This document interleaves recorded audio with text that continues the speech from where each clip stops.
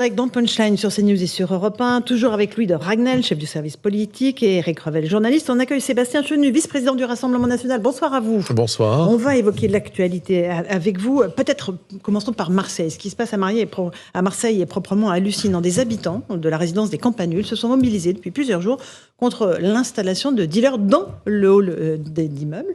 Ils restent là, ils se relaient, ils font des relais les uns derrière les autres pour empêcher les dealers de venir. On va écouter le témoignage d'une résidente du quartier. Elle dit « c'est eux ou c'est nous ». Témoignage recueilli par Stéphanie Rouquier. Écoutez. C'est important pour nos enfants, pour les enfants des voisins, pour la tranquillité de tous, parce qu'on était tranquille, c'était une résidence tranquille, on n'avait pas de problème. Et là, d'un coup, quand ils sont arrivés, on s'est dit c'est eux ou nous, donc vaut mieux nous qu'eux. Le premier jour, moi, le 31 décembre, quand je suis descendue pour aller travailler, on m'a bloqué le passage, ils n'ont pas voulu que je passe. Sur le coup, j'ai pas réfléchi, je les ai bousculés, je suis passée. Et après, en réfléchissant, je dis ouais, ça aurait pu être grave parce que c'était une quinzaine là devant. Dans les escaliers, là, juste en bas, et puis là, tout le long, voilà, ils étaient tout le long. Et puis, oui, ils étaient cagoulés, capuchés, ils avaient la capuche, la cagoule. Et puis voilà, maintenant, on est là et on est tous ensemble et on n'a pas peur et on se défend. Voilà pour ce témoignage recueilli par Stéphanie Rouquier. Sébastien Chenu, on laisse les habitants seuls. On sait que la police intervient à Marseille. On a eu des policiers de Marseille qui nous ont fait ce qu'on peut. Mais en fait, là, ils n'ont pas d'autre choix que de se mobiliser eux-mêmes, les habitants.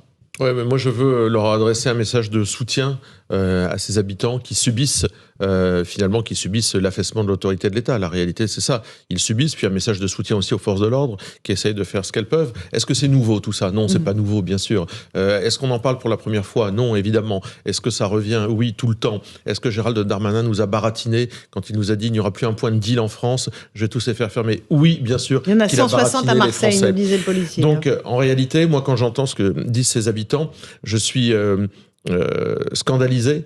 Parce que finalement, selon le principe de c'est les plus gênés qui partent, eh bien c'est les habitants qui se posent la question de devoir partir. Alors que ce sont ces voyous dont on doit se débarrasser, qu'on doit sanctionner. Alors évidemment, on nous dit oui, mais on cherche toujours les têtes de pont, les gros trafiquants, etc. En attendant, ce sont les petits voyous, les petites racailles, les petits dealers de quartier qui polluent l'existence et on les connaît. Arrêtez, tout le monde les connaît, on sait qui ils sont, mais c'est que les sanctions sont très faibles. Qu'est-ce que risque aujourd'hui sanctions pénales, c'est ça, de la justice. Oui, rien. Arrêtez, il risque rien. Il n'ira pas en prison, il ne sera pas sanctionné. Les familles ne seront pas mises à contribution. Il y a quand même autre chose aussi, c'est que, et on l'entend, les syndicalistes et les policiers de manière générale le disent, c'est que souvent quand ils interpellent des trafiquants, eh bien ils ont quasiment rien sur eux.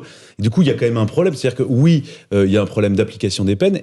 Mais il y a aussi le fait que ces trafiquants n'ont pas suffisamment de quantité de drogue sur eux parfois pour les interpeller. Donc on voit bien que ça ne suffit pas. C'est-à-dire qu'il y a un volet réponse pénale et on connaît parfaitement votre réponse. Mais sur le volet, par exemple, de la reconquête du territoire, qu'est-ce qu'il faut faire selon vous ? Il faut des forces de police 24 heures sur 24 tous les jours de l'année, sachant que vous savez des quartiers de reconquête républicaine comme on les appelle, il y en a une grosse cinquantaine en France, voire plus.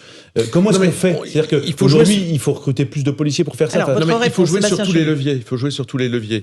Tous les leviers, ça veut dire évidemment plus de forces de police dans les quartiers. Là, on en a besoin. Les forces de police, elles peuvent être nationales, elles peuvent être municipales. C'est-à-dire qu'il faut aider aussi les communes qui ont envie de se doter de police municipale. Je vous rappelle qu'il y a des communes, en particulier de gauche, pour qui se doter d'une police municipale. Mais c'est pas la police municipale qui va aller dans les quartiers. Je vous dis, il faut actionner tous les leviers. Il y a la question des leviers de la police. Il y a la question, évidemment, des réponses urbanistiques dans les quartiers, des quartiers à réaménager, etc. On la connaît. Il y a la question des sanctions, la question des responsabilités des familles, parce que ces dealers sont souvent mineurs, sont souvent très connus, et les familles ne sont pas mises ne prennent pas leurs responsabilités. Quand vous avez un gamin mineur qui deal tous les soirs en bas de l'immeuble, même s'il a 1 gramme, 2 grammes, 5 grammes, etc., on connaît les familles. Et si on serrait un peu la vis du côté des familles, c'est une politique qui n'a jamais été mise en place. Il y a une possibilité de supprimer des allocations. Expulser les allocations, etc. Et évidemment, il y a aussi un rapport à la politique migratoire. Il y a beaucoup de gens qui sont issus de l'immigration. Il y a beaucoup de gens qui ne sont pas de nationalité française.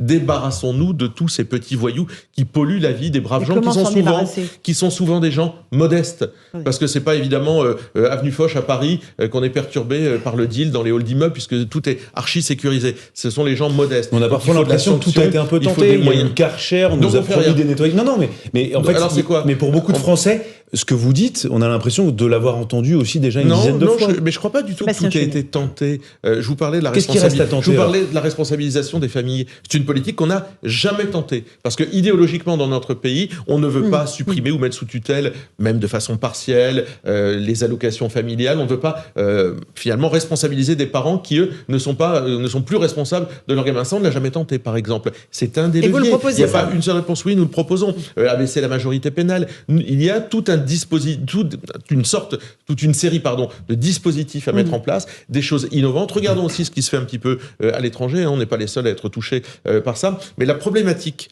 de la drogue, elle est devant nous.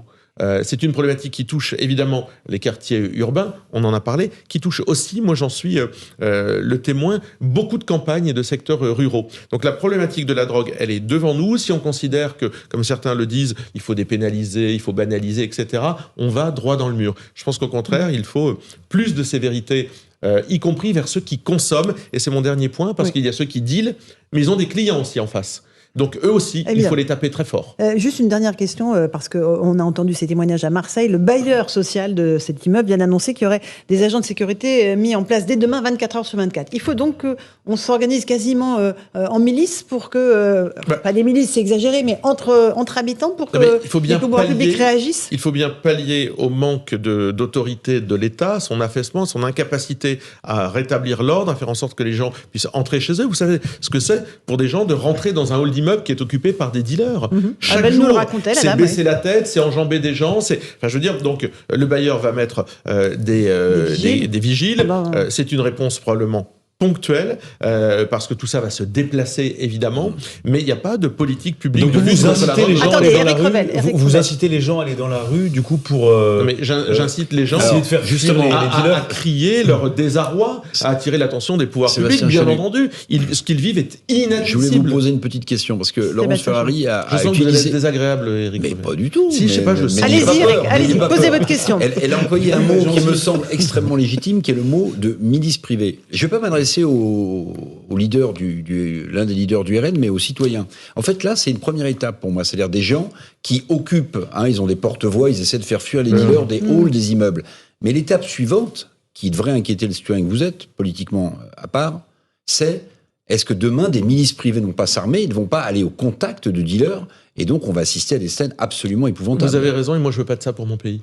Moi je suis très attaché à l'autorité de la République, à la police républicaine, et je pense que, comme je l'ai dit, c'est une réponse ponctuelle qui ne peut pas être une solution satisfaisante. Et puis de toute façon, on en viendra à des endroits où on pourra se protéger avec des vigiles, d'autres qui ne pourront pas, des bailleurs qui auront les moyens de le faire, d'autres qui n'en pourront pas. Donc c'est l'État qui doit assumer la sécurité des Français. Et la mission de lutte contre la drogue, elle est devant nous, et j'ai le sentiment que ça fait des années qu'on regarde ça finalement avec beaucoup de distance et qu'on ne s'y attaque pas vraiment. Sébastien